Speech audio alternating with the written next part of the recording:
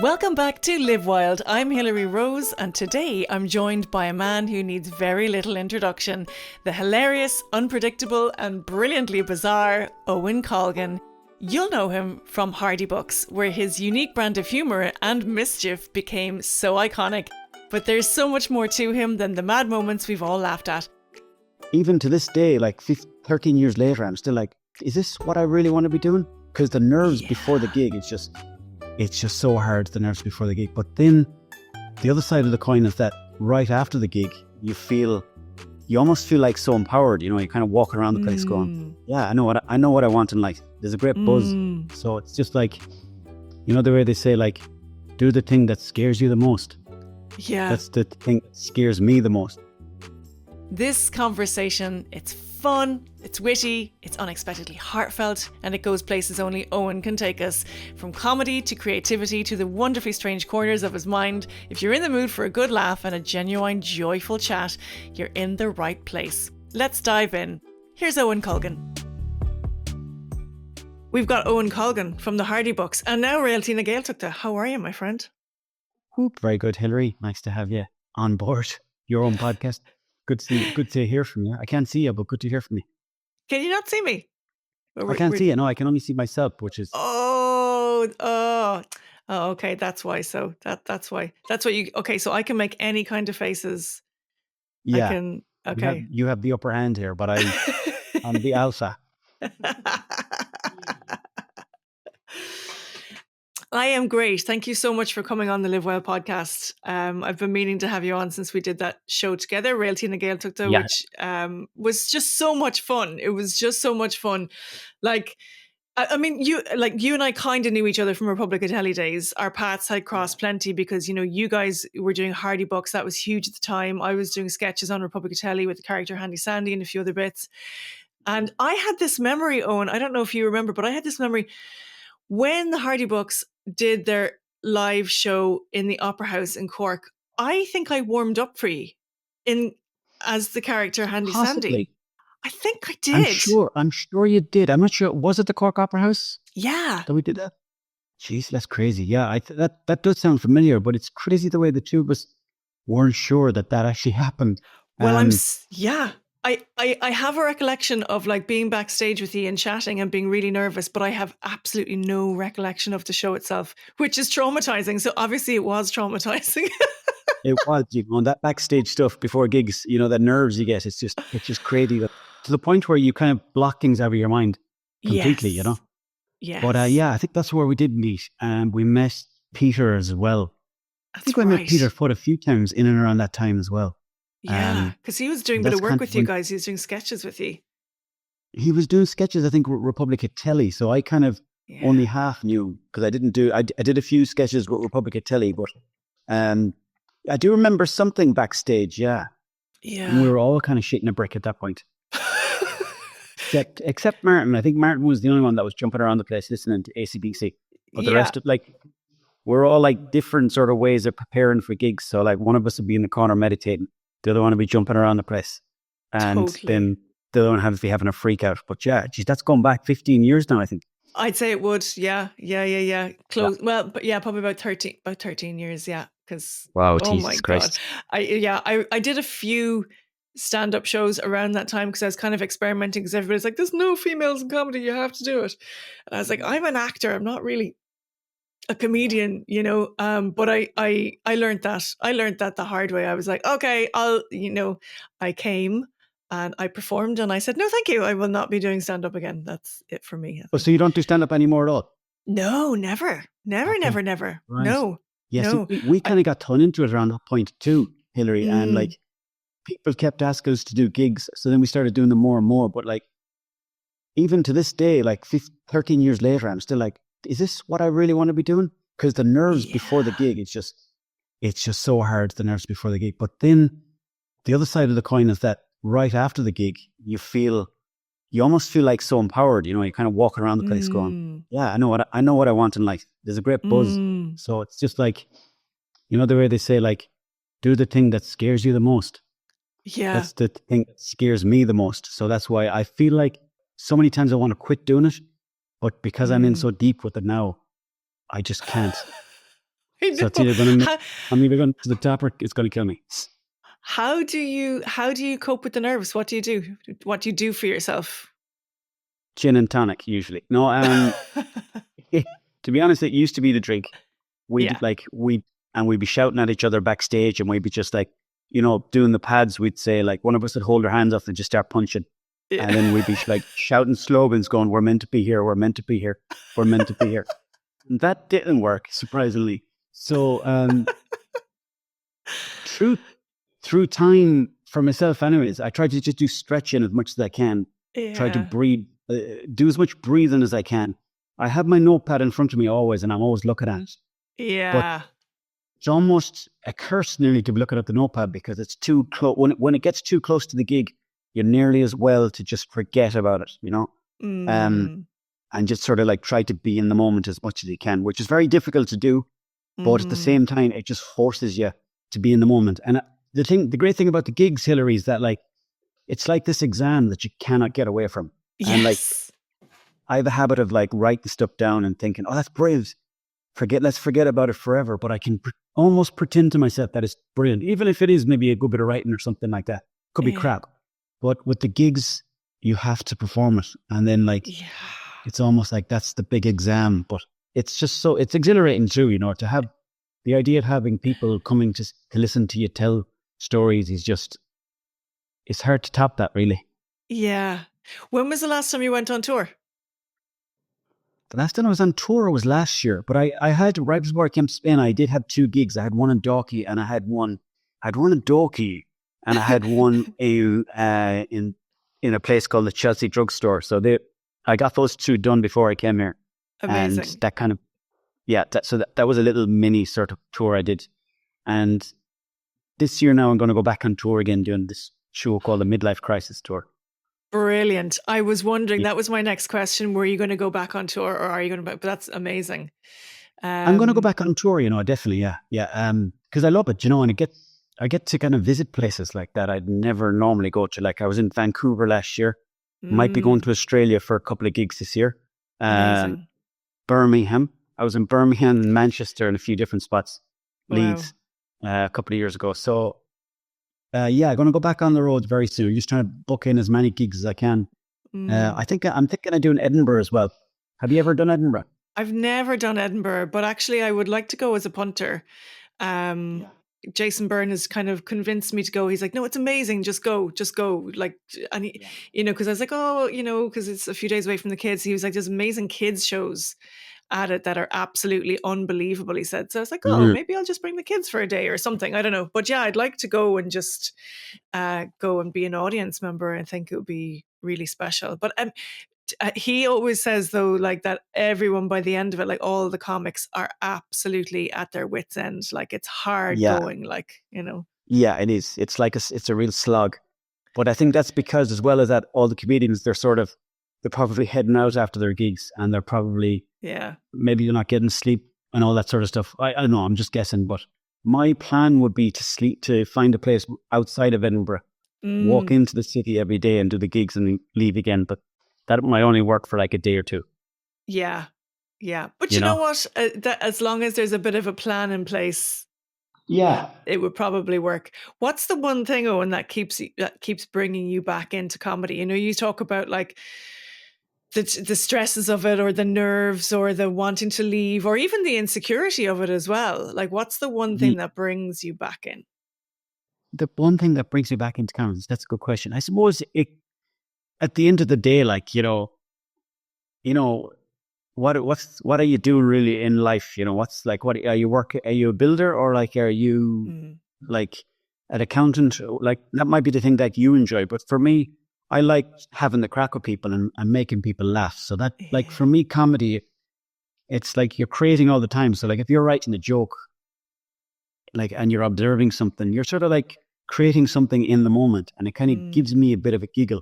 And that bit of a giggle, it's almost like, I suppose it's like a fuel, and it lightens life, it makes life more fun, so if you're hanging out with somebody and you're having a laugh all the time, that's all you need to be doing, so it's, I suppose it's the simplicity of the laughter, the simplicity of, even though that sounds so silly, it's like, I don't know. I just find like my father and his brothers and even my mother as well. Like they're always like up for a joke or like they're quite silly, the way they go on.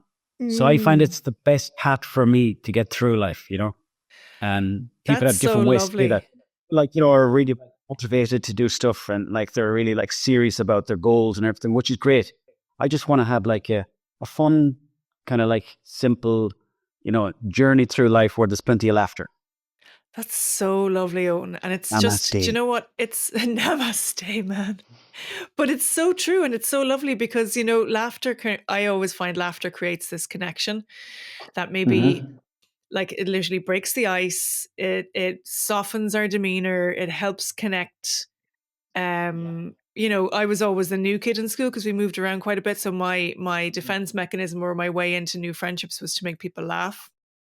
And that really, yeah, and it was the same in our household. Like like my brothers are really really funny, and my sister, they are far more funnier than I am. I'm just some kind of serious weirdo, but like I Right. learned. I am, I am. I learned from the best, about making people laugh and about connecting through laughter. So yeah, that's amazing. And when we did Railty together, the two of us went straight down the back of the classroom, pure bowled. Like I don't work much in comedy anymore, apart from the young offenders, obviously. But aside from that, I don't do a lot of work within comedy circles anymore. So it's really nice to like work with comedians again, particularly ones that I've already, that I know. We went straight down the back of the class and we were pure Yeah. bowled, it was pure Pure giddy. messing. Yeah. It genuinely reminded me of national school where like Yeah, to get through school at that age, it yeah, wasn't about listening to the teacher, which is what we should have been doing. It was more like about having the crack at the back of the class. But totally. that was good fun. But it was learning Irish is so intensely for 2 weeks. It was hard work. It I kind was, of wasn't it? realized it kind of brought up some like feelings from national school that I didn't realize were there, like sort of suppressed kind of feelings, which Absolutely. Complete which is trauma, kind of funny in its actually. own way. Trauma, Yeah. yeah, like deep Yeah. rooted hidden trauma of like a Yeah. teacher looking at you going, do you not know? I remember like outside the Gaeltacht, there was this Irish lady talking to me and Tosheen in Irish, Yeah. and we were like, what? And she goes, why don't either of you know Irish? And I was like, no. It was like Oh my God. 6-year-old me was like, why don't I know this? Absolutely. I loved the classroom because I loved the crack, but I loved the learning as well. But I found it really difficult was the test, the oral test. I was Oh like, my oh God, my Hillary, no. God. It That has been was, blocked out of my yeah. mind. I'm so Yeah, I was interested shaking. to. Yeah, same. I was shaking going in. I stammered. I stopped. I was like, like I literally had slack jaw in there. Oh my God, it was just horrendous. And I still, and it's interesting because when I look back at the experience of Railty, I kind of go, oh, I remembered an awful lot of Irish, and You were good. Yeah. but I was talking off camera in Irish, no bother. And I was understanding the crew who had all different dialects, no bother. Yeah. But then stick a camera Me on too. Me me. too. Yeah. It was stick a camera on me though. And I was like, can't remember. Yeah. But it was great. What do you think was your biggest takeaway from that show, from like your Irish language journey in that show? What was my biggest takeaway from the show? Jeez. Well, I suppose like the way kind of going back to the comedy there, like even if there was moments where like, you don't remember the words and it was quite, for me, I was like, this is so cringy. I'm just sitting here as a 40-year-old Yeah. old and I don't know how to say the most basic phrase. Yeah. What I've learned from comedy is if you pull back a small bit, it's actually quite funny. Like that there's like a fella there in the sport, he's kind of like, tall, small, like it's, so my biggest takeaway was don't take things too seriously. But also, I Yeah. suppose, on a more serious note, is probably work on my short-term memory because I, I do feel like the phone really frazzled my memory up to that point, and that was a real like, hey, your short-term memory is kind of like not there. So like I've been much less on the phone actually. So that's been a very positive. Oh wow, that's Um, good. That's really good. I I think so. Now every time I see like a word or two in Irish, I Yeah. think back to that moment very vividly. Wow. And it kind of gave me a bit more, like, I suppose, respect for the Irish language. And I definitely want to get into it a bit more, like, still, but I don't know, I suppose I haven't really been pursuing it an awful lot since. I mean, I've been like here and there, like kind of writing down words and trying to study it, but I think you need to be full in with Irish because it's such a difficult language.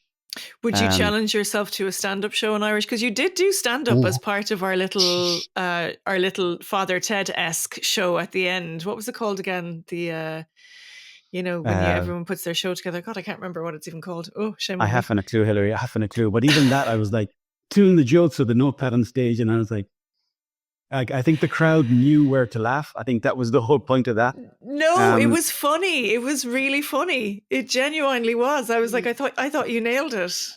Oh, thank you very much. Cheers. Yeah, I thought. Sorry, what was the question on that there? Well, oh my God, your short-term memory is pretty bad. The question was, would you do a stand-up show in Irish? I would love to. Like, I mean, if I was thinking of a dream situation, Hilary, where like I would love to go up on stage and just do a full show in Irish. But it's a bit like years ago, right? I always wanted to breakdance.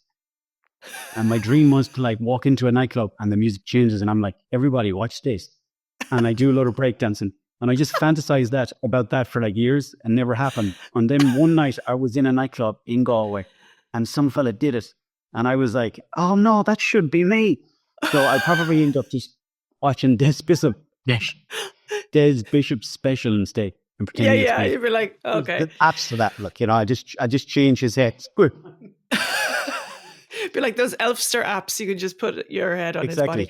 I think, I would love to. I would really love to, would you? I think you should do it. Yeah, I think you should do it. I actually, what I'd love to do is a TED Talk in Irish. I don't know why I'm saying that, but I think I would. And I think the reason why is that one of the takeaways that I got from that week was what it actually kind of did for me creatively really blew my mind.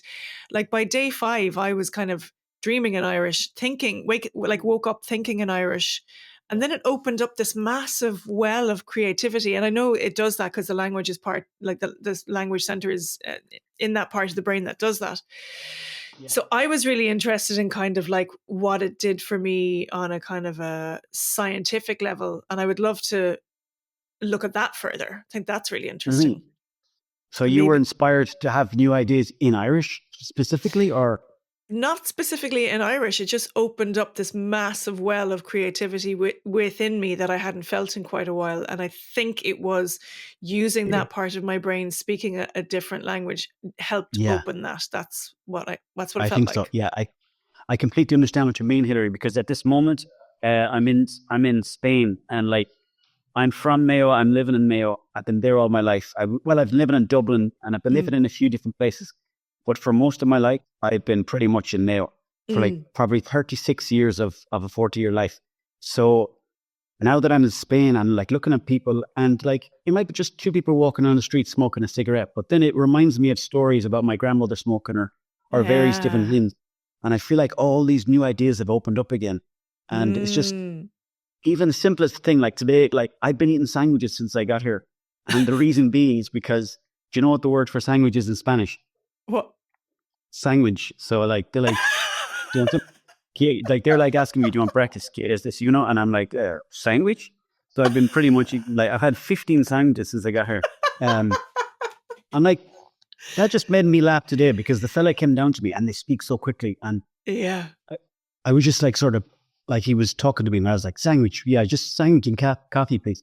So like something small like that, and it kind of stimulates you. So I guess what I'm saying is like with you, with a Gaeltacht and myself in the Gaeltacht too, and here, when you're sort of in a completely different environment, even though it's overwhelming, it's very like inspiring and stimulating because your brain has to really kind of be aware about your surroundings a bit more, Yeah, I think so. It's like brushing your teeth with the other hand. Exactly. That kind of way. It's just like, it kind of stimulates different parts of the brain.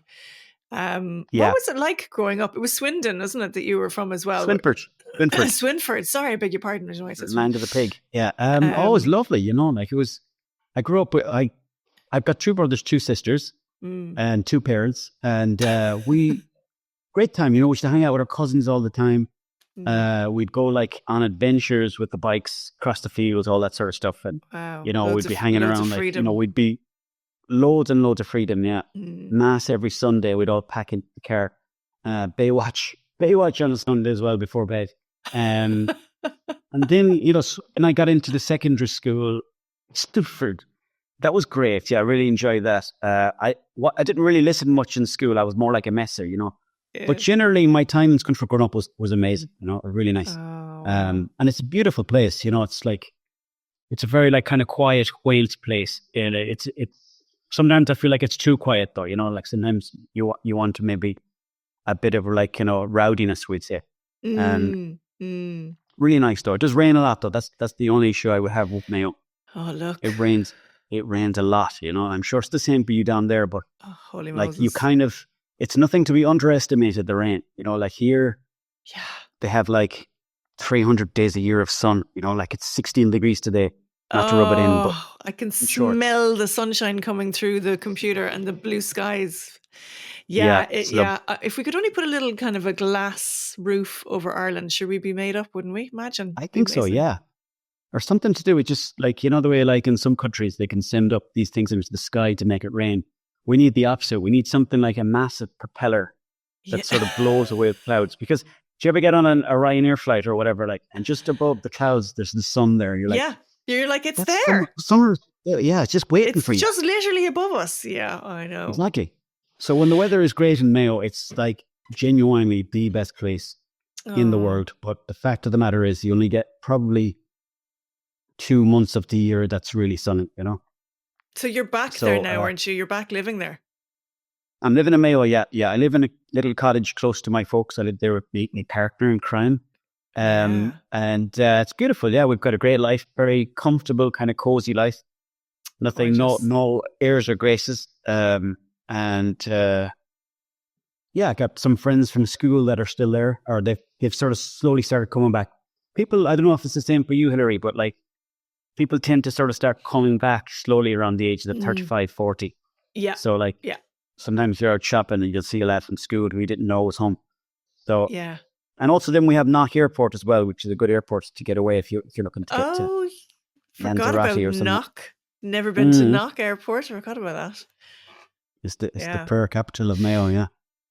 What do you like coming back to Swinford since becoming famous? Do you think there's an expectation there, or does it bother you, or does it affect you at all? I suppose mostly I would say is it sort of it doesn't. I don't know if it maybe the words confuses me because I'm in a Tesco and I'm shopping, for example, and I'm like, there's people like, I'm sure people are just going about their day, but I'm kind of half thinking, right, I was in a show called Hardy Books that was on TV.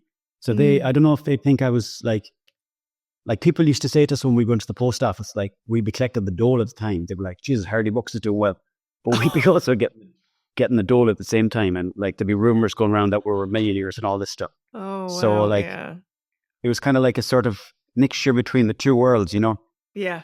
And like also there's the illusion that like, you know, when you get onto TV that you sort or like automatically become like this like very wealthy person, you know? So it's kind of it's a strange one to be back in Mayo because it's a very humbling place too, you know, which I really like about the place, you know. There's no one like kind of looking at you going, "Oh my God, what was it like doing that thing or that what other thing?" You know. So I feel like it's a really good base, but at the same time, I am trying to pursue a career in comedy and trying to grow my career. So like, it's also nice to sort of like get away and go to the different, you know, places like not just in Ireland, but like England and Canada and different places. It's great to get out, you know, and do the gigs there. Like, so Yeah. Swinford keeps you humble, but at the same time, you also need to have that bit of a push where you're like, you kind of get caught up in your dreams, you know? Yeah. Yeah. No What harm get caught up in your dreams either. Like, Yeah, I think so. you But know, it's nice to have, like you said, that place to keep your feet on the ground as well. You know, I find that like you know, I've got small kids, so they very much do that. You know, I've got quite a sedentary life actually. You know, it's a kind of a family life, and I love it, and I wouldn't change it. You know, it's grounded me an awful lot. You know, which is good. you don't miss Ticey's, no? I don't miss what? Dicey's? Oh God. Oh my God. No. Well, I don't know. Did you ever go to Dicey? Or where was your like you don't, what I mean is like you don't miss the crazy life at all, no, or like the No. I didn't even rambunctious like it at the lifestyle. time. I didn't, I, I Mm, didn't, I didn't like it at the time either. And I was like I, loved going out partying, and I was a DJ for years. So I spent years in nightclubs and stuff. But it became work, and as well, then I just felt like, oh, it's just too hectic. The irony is, I've spent the second half of my life trying to unwind my nervous system from everything I did in yeah, the first half of my yeah, life. I get you. So I'm just saying, I know exactly mm, what you mean. But at the mm, same time, would your goal be, we'll say, to maybe make a Netflix series, or maybe like, would you be interested in trying to carve out something, we'll say in America? no, Like, no, you wouldn't though. no, 100% not. I know what that takes, and I'm not willing Mm, to put my kids through it. No way. okay, I got you. No, no. Do you I feel then, like, because with social media, it's all about like trying to stay as relevant as you can. How do you find all that stuff? Interestingly, I kind of came off social media around the time that we were doing the show last year. I'm on it in the sense that I'll check in once or twice a week or something. Um, I find it too much in the head. Do you know what I mean? It's too cerebral. Like I'm constantly thinking about it, and Yeah. it is part of my job, but it's a very small part of my job. And I think Hmm. one thing that really struck me this year was, like, instead of trying to for me personally, instead of trying to be on social media or stay relevant or whatever it is that might, I think that might do, actually I'm better off just to focus completely 100% on my work, because the work speaks for itself. Do you Yeah, know what I mean? of course it does. Yeah, yeah. um That's so so true. so that's what takes me away from social media. Sometimes when I go, oh God, I should be doing more, or I should be engaging, or yada, yada, yada, I just go, no, you shouldn't. No, just focus on your work and focus on what you're doing. Yeah. So that's kind of where I come to with that. How, That's an what, interesting. That's a good way to be. Yeah, I like that way. Okay. what drew you into performing in the first place? Where did you start actually as a performer? Was it comedy? Was it sketches? Where did you It start? was no. It was well, like, kind of what happened was I was always a messer. Then I moved to Galway, started working in different jobs, and I never went to college, except I studied the nutrition course for about 6 months, Oh, and I didn't really like it, so I left that.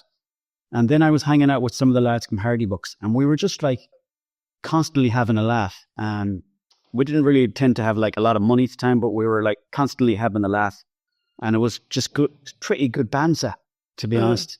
Um, and then it sort of took off from there. So then one of the lads, Martin, he yeah. had these very high notions of like, we're going to get onto TV and we're going to start making movies. And I was like, oh yeah, sure, that's really going to happen. Because that was never in my mind to do that. Like my dream Wow. was to be a professional footballer. Oh, So wow. then he had these kind of grand ideas, which, is sort of like, it's a very alluring too when someone's talking to you like that, even Yeah. if you don't believe in it yourself at the time. So, anyways, he said to us one time, and Seth and Chris were saying, like, by the way, we want you to be in Mayo this weekend to film like a little weekend project. And them two lads were always going around with handheld cameras, so they were sort of bringing us into this kind of performative world, you could say. Yeah. Um, so then we started filming little sketches in Mayo, and then that was my first time sort of performing on camera, and I was Wow. like, this is like, I don't know what the word I'm looking for. I keep wanting to say this is a turn on. It wasn't a turn on, like, as in like, that's not the word I'm looking for.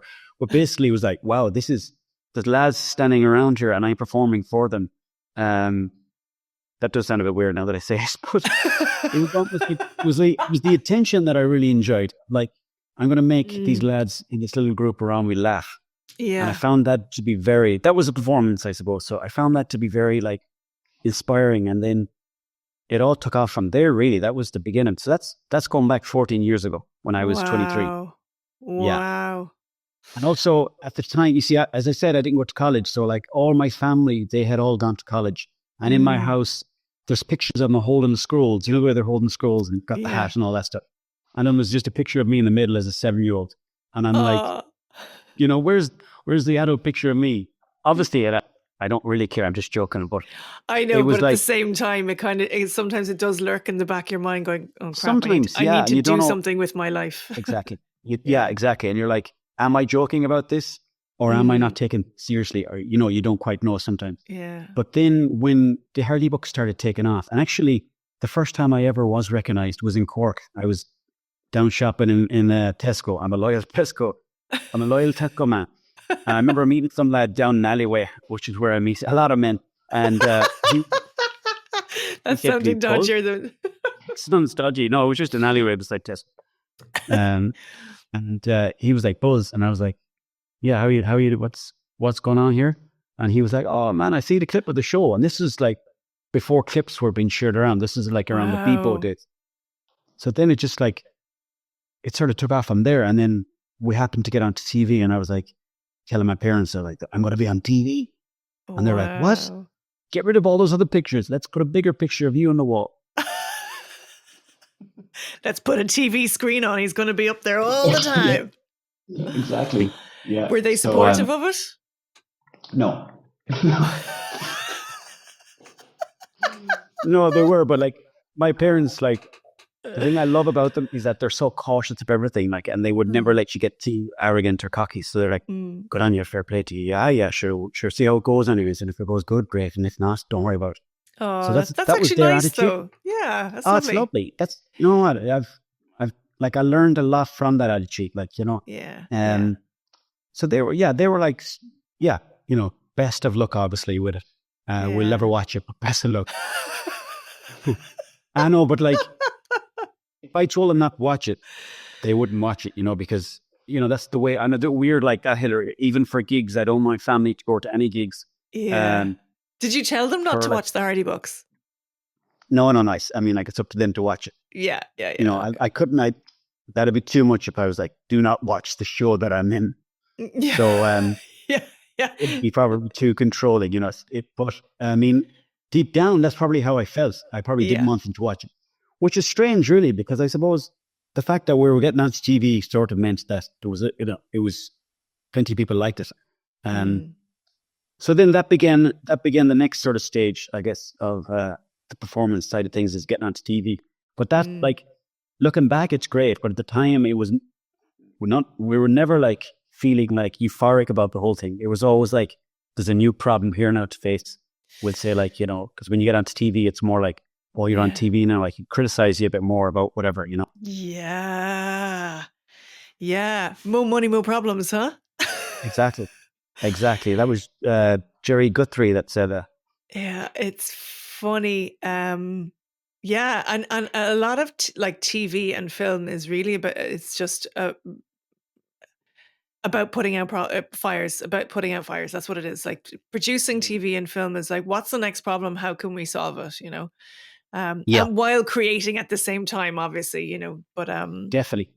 And there's something very pure. I'm sure, like, you know more about this than me, because you've been on TV loads of times, but I found, like, probably at the very beginning on the YouTube days was probably the most free that we felt, because we didn't have to perform. We didn't have the idea of anybody watching us. So we were just like a group of people making jokes for like a group of people and like the crew that were there.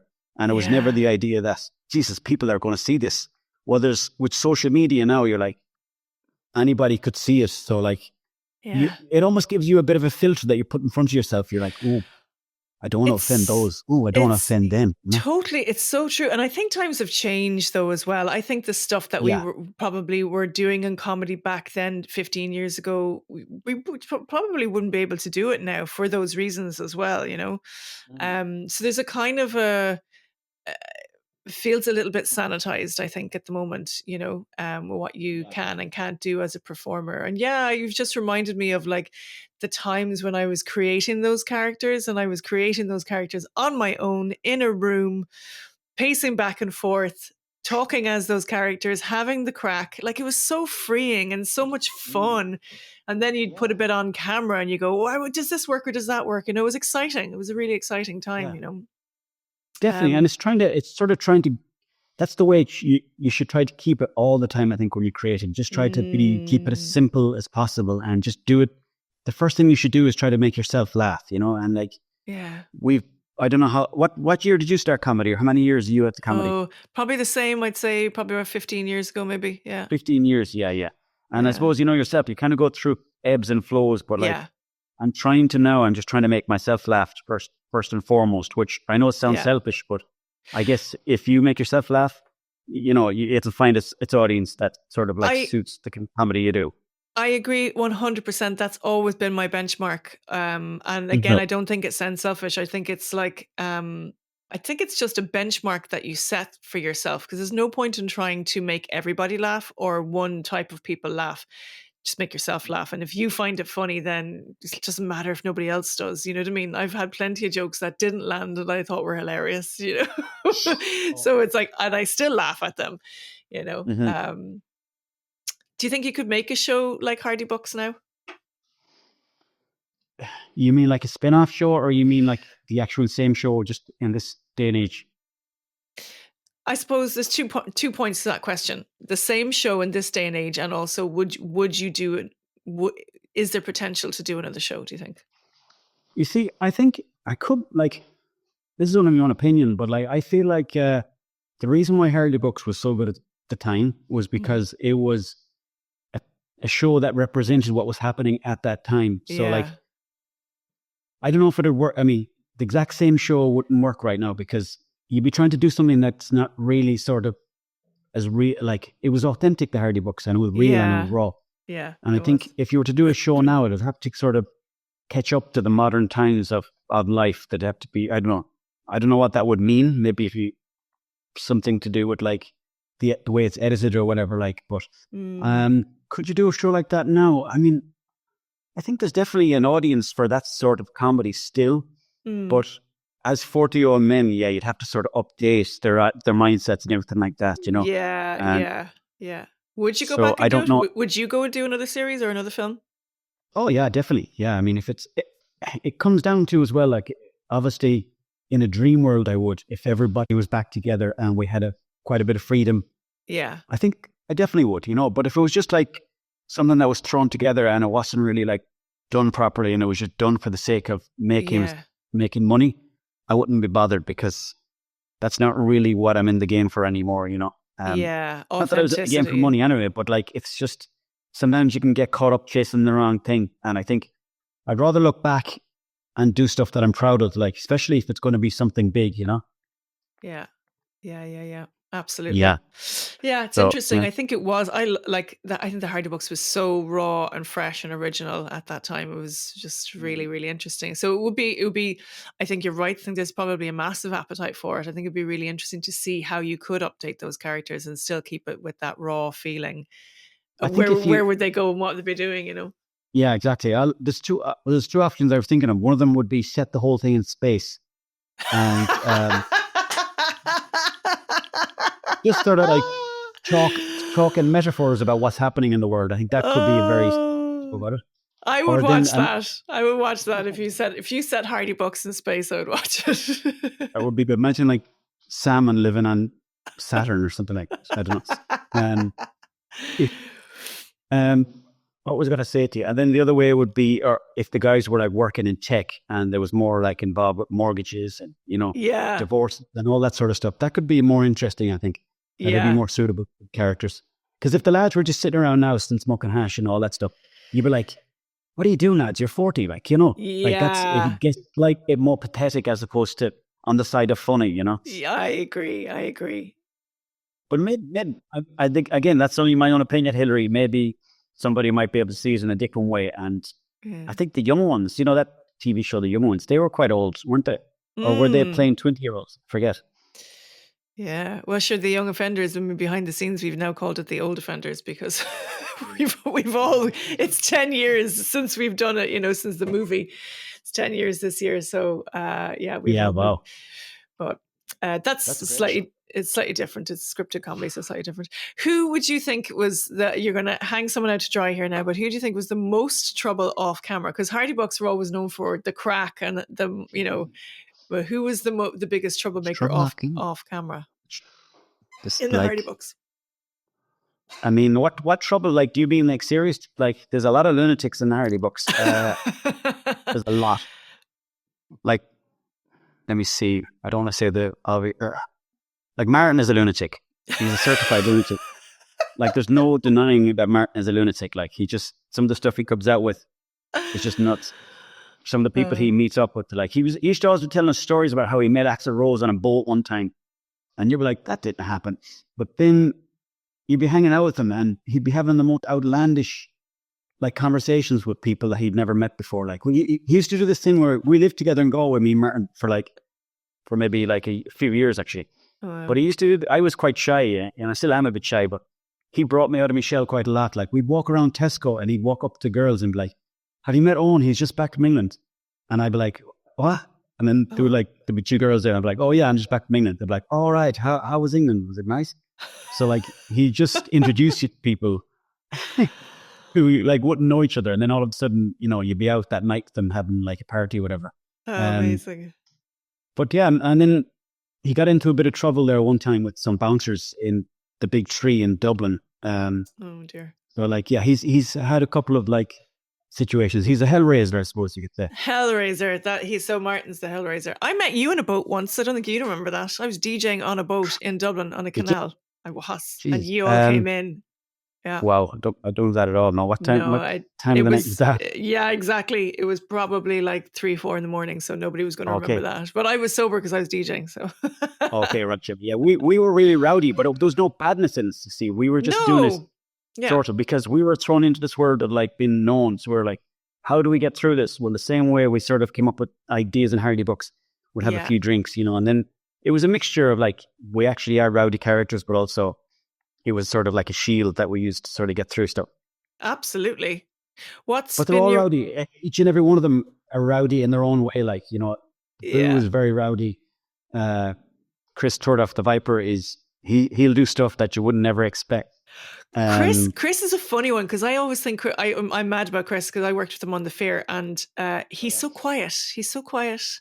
Super smart, like a really intelligent guy, just really quiet. And then like, I think Chris got naked in the fair. Did he ever get into his? You're just like, it just feels like.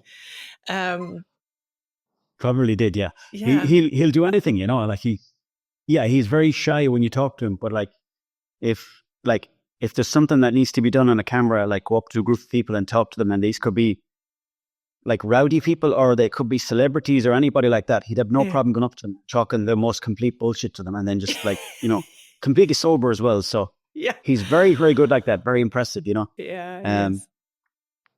So like, so I don't want to give too much. I don't want to say anything incriminating about any of the lads. But no. We'll leave it there. French Toast is really out. Well, Martin's the Hellraiser. We'll leave it at that. Mark's the Hellraiser. French Toast. He used to like.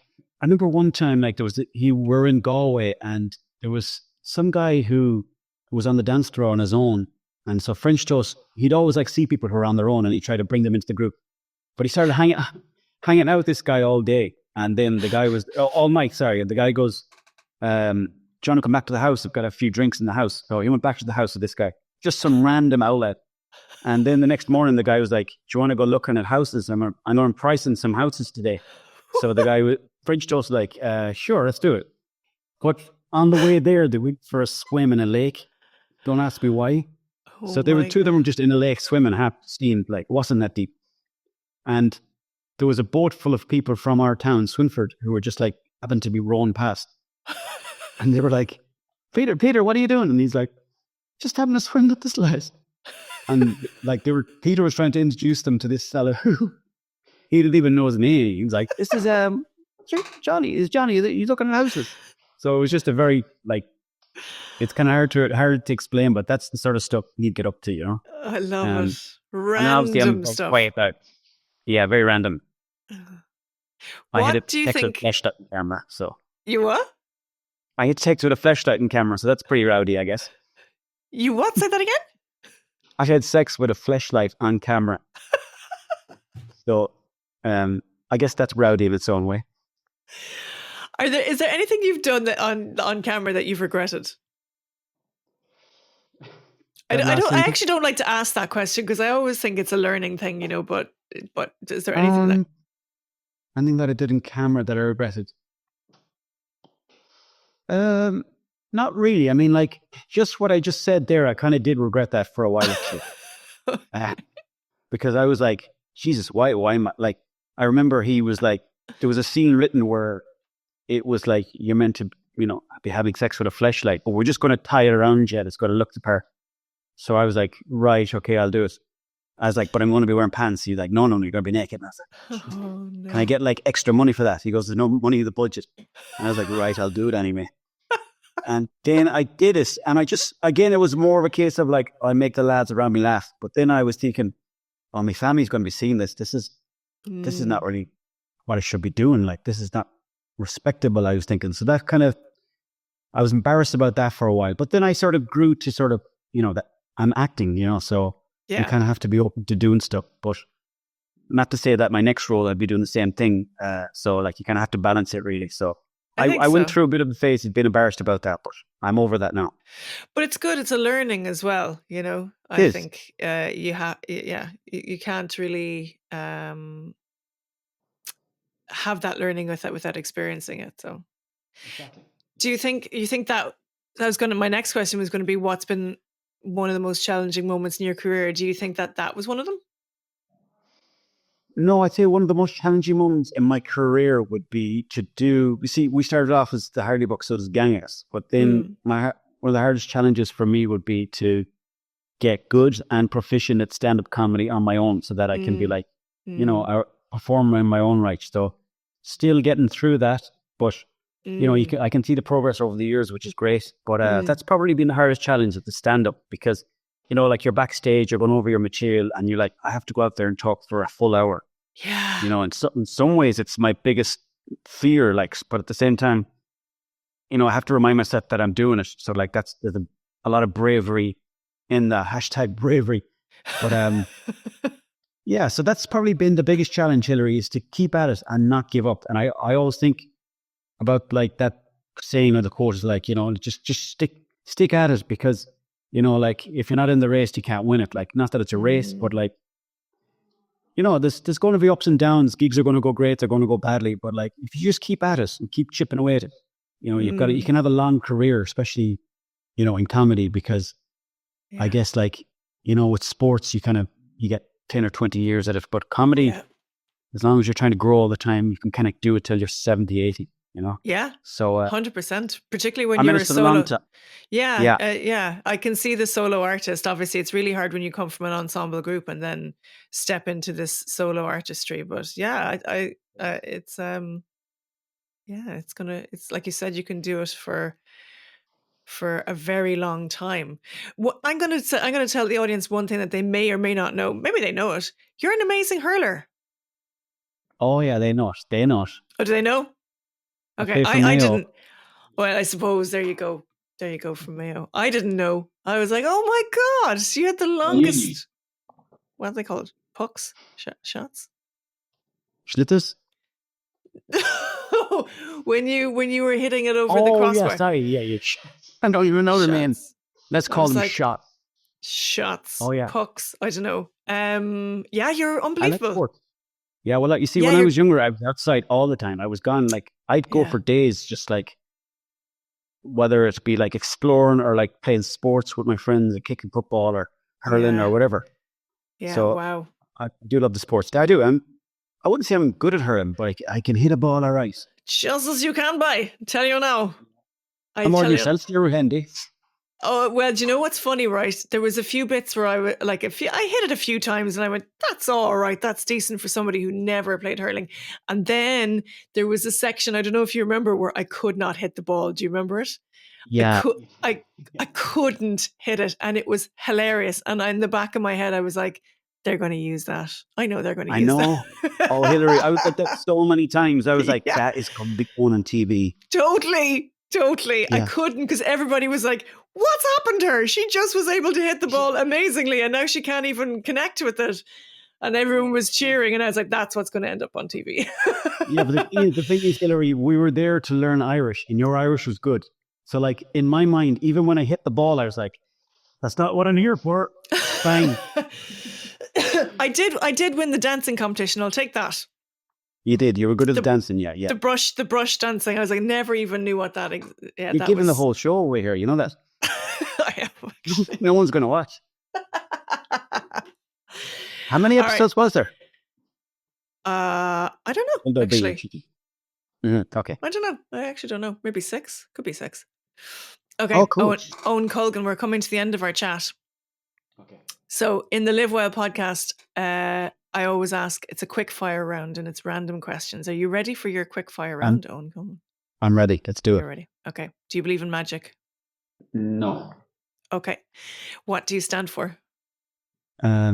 Equality. Oh, nice. If you were to distill yourself down to an essence, what would that essence be? Silliness.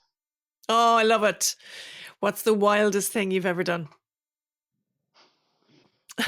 Go to Mexico to meet a girl I met on Facebook. I love it. Did it work out okay? Well, 3 years later, we were going out, but we don't talk. We don't talk. Okay. We don't talk anymore. Fair enough. No, but like, I'm only joking. That's because of the distance. But yeah, 3 years. Wow. What's the one thing you do every day to help you live wild and free? Go for a walk. That's a great question. Yeah, go for a walk and just do that thing. I think it was, what is meditative imagination? I think Salvador Dali used to do it, where you just like kind of follow your imagination and kind of jump around and stuff and just imagine like you're looking on a chair, imagine something with the chair like flips into the sky, and then, you know, something happens with the clouds, and it's just like you're kind of opening up your mind. You're actively trying to open up your imagination. So I do that daily. Love it. Love it. Love it. Love it. Thank you, my friend. It's been wonderful and enlightening. As I said earlier on, namaste. Namaste away from me, brother.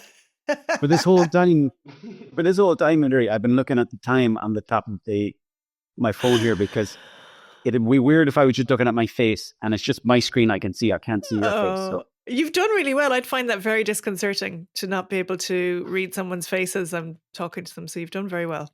Yeah, thank you. I actually, on that note, I hate when you're talking to somebody who's wearing sunglasses. Oh, I'll just take them off. You know what I mean? No, are you wearing something? I can't see it. So I actually have glasses on, but they're not sunglasses. No, but you know, like when you're talking to someone and they're like, I don't know what they're thinking. I don't know how they're gauging my reactions. The eyes get away a lot, but yeah, I always actually put my sunglasses up when I'm talking to people, because I don't like it, so I wouldn't do that to them. Yeah, that's interesting. There you go, my friend. Great chatting to you, Hilary, and thanks for having me on the podcast. Yeah, thank you, brother. And sure, we'll see you again soon. Thank you, sister. Yeah, for sure. Thank you so much for listening to this episode of Live Wild. If you enjoyed our conversation, make sure to follow the show and share it with someone who might need it today.